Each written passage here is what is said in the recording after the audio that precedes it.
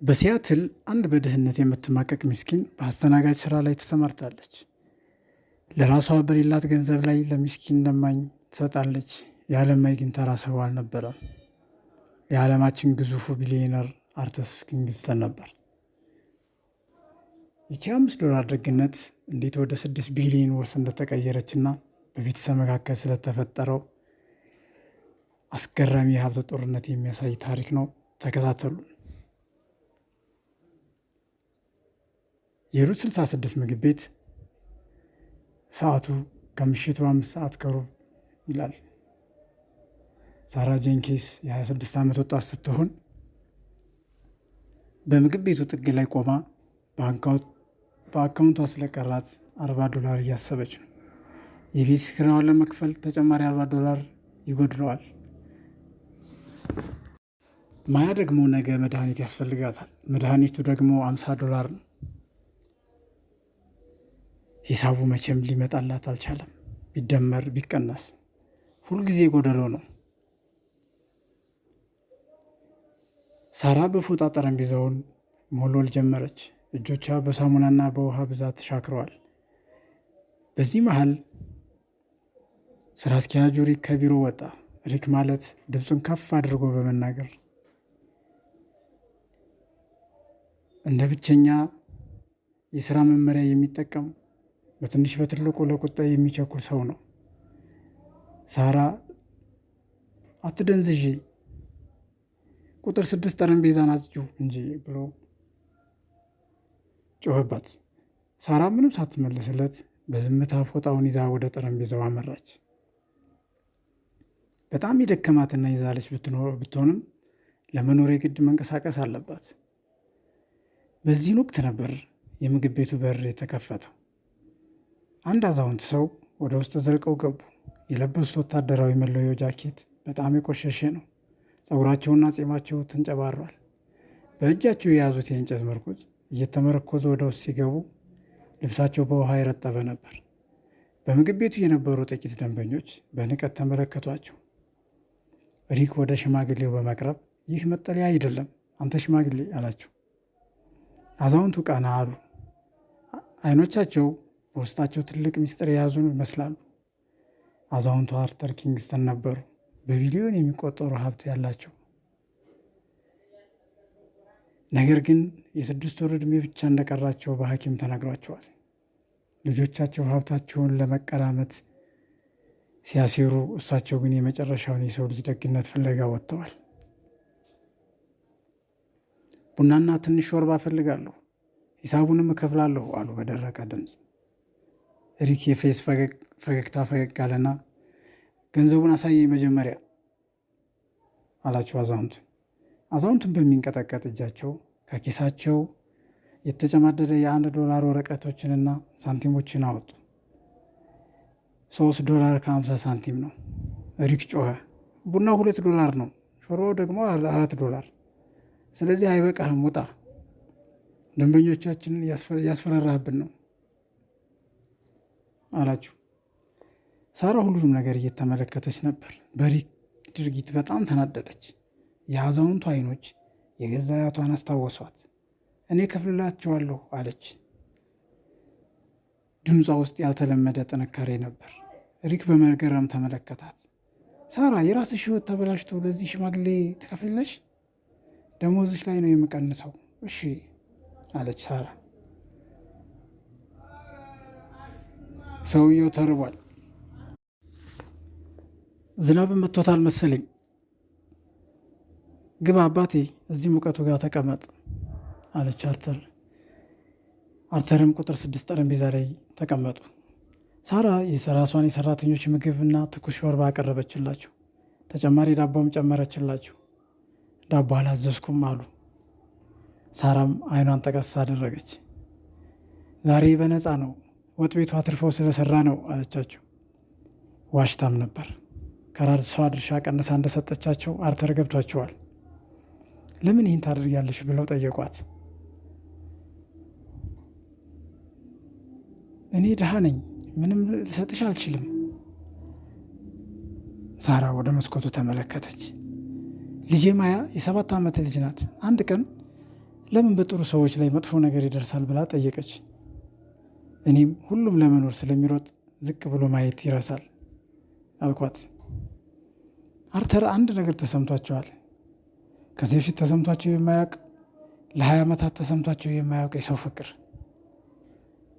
ምግባቸውን ጨርሰው ሲወጡ አንድ ባለ 5 ብር ኖት ያለው የዶላር ወረቀት ጠረጴዛው ላይ አኖሩ። ሳራም ተከትላቸው ወጣች። አባቴ ይህን ረስተዋል አለች ገንዘቡን እያሳየቻቸው። ለአገልግሎትሽ ቲፕ ነው አሏት። ሳራ የአርተርን ጫማ ተመለከተች። የተቀደደና በውሃ የረጠበ ነበር። አይሆንም አለች ሳራ ገንዘቡን መልሳ በአርተር እጅ መሀል እየዘጋች። በእኔ ቤት እንግዶች ለደግነት አይከፍሉም። እባክህ ገንዘቡን ያዝና ካልሲ ግዛበት አለቻቸው። አርተር ዝም አሉ። ይቺ ሴት ለራሷ የሚጎድላትን $5 ለማታውቀው ሽማግሌ ሰጠች በማለት በልባቸው አሰቡ። አርተር ወደ ጥቁሩ መኪናቸው ሲያመሩ በውስጣቸው አንድ ትልቅ ውሳኔ ወሰኑ። ማርከስን ጥራው አሉት ሹፌራቸውን። ዛሬ ምሽት ኑዛዜ ሙሉ በሙሉ ቀይራለሁ። አርተር ስተርሊንግ በቅንጡ የሮይስ ራይስ መኪና የኋላ ወንበር ላይ ተቀምጠዋል።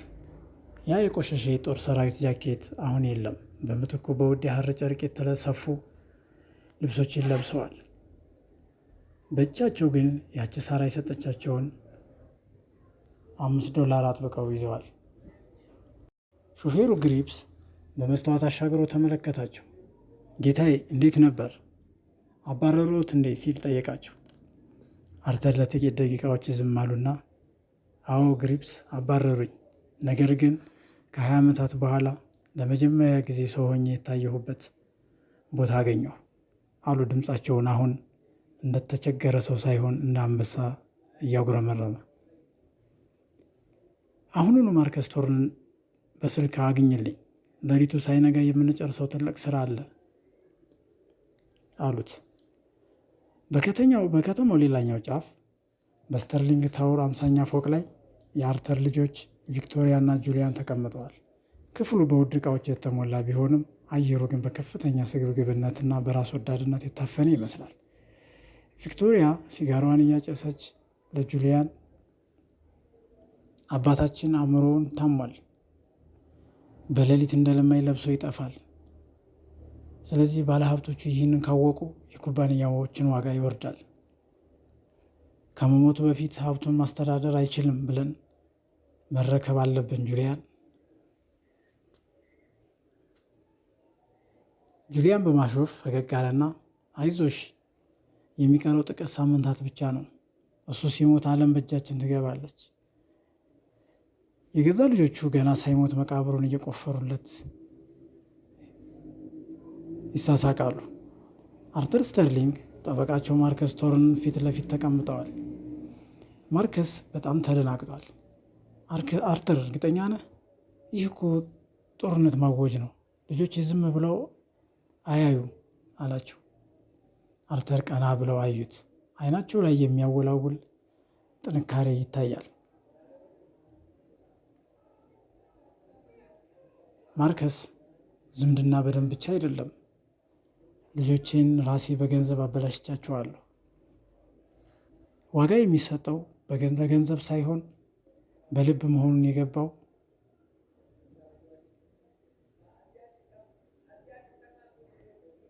ለዛች ምስኪን አስተናጋጅ ነው ይህ ሁሉ የሚገባት።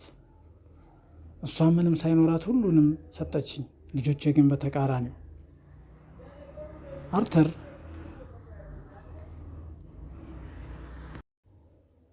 ቪዲዮ ካሜራውን አበሩና የመጨረሻ መልእክታቸውን መቅዳት ጀመሩ። ይህ ኑዛዜ ነው አሉ። የስተርሊንግ ግዛት ለሳራ ጄንኪንስ ተሰጥቷል። አርተር ስተርሊንግ ከሞቱ 3 ሳምንታት አልፈዋል። ሲያትል በሐዘን ተውጣለች። ጋዜጦችና ሚዲያዎች ስለ እርሳቸው ሞት ይዘግባሉ። ሳራም በዛ ምግብ ቤት ስራ እየሰራች በነበረችበት ወቅት ብርጭቆ ከእጇ ወድቆ ተሰብሯል። ከስራ አስኪያጁ ጋር በጠዋት የተጣሉት በዚሁ ምክንያት ነበር። እሱም በተደጋጋሚ ነግረንሻል፣ ስለዚህ ሌላ ስራ ብትፈልጊ ይሻላል ብሎ ከስራ ማባረሩን አበሰራት። ዓለም የጨለመባት መሰላት። በዚህ ቅጽበት ነበር ከምግብ ቤቱ ውጭ 2 ጥቁር መኪኖች መጥተው የቆሙት። ማርከስ ቶርን ከመኪናው ወርዶ ወደ ውስጥ ገባ።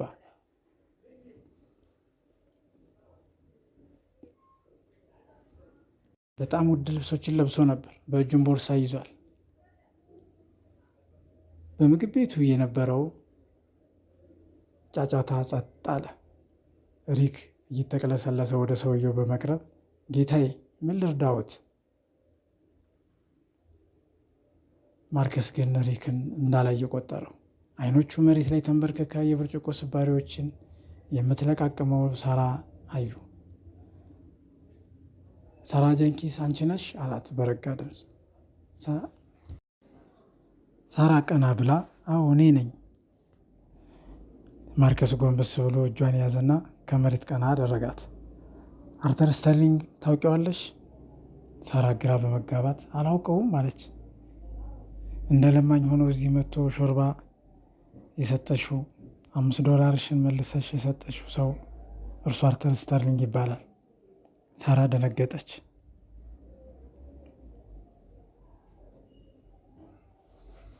ከ3 ሳምንት በፊት አርፈዋል።